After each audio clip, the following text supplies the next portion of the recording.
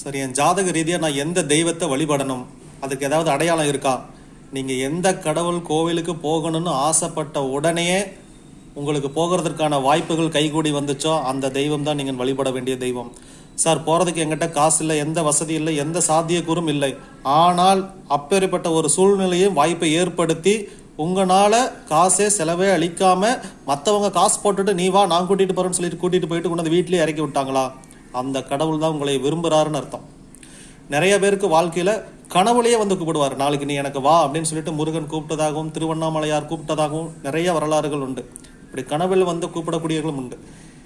நான் வந்து இமயமலைக்கு போகணும்னு ஆசைப்பட்டேன். 2021 போயிட்டும் வந்தேன். மிகப்பெரிய ஆசை. கேதார்நாத், பத்ரிநாத், இமயமலை, இது 3 போகணும். 3மே போயிட்டு வந்தேன்.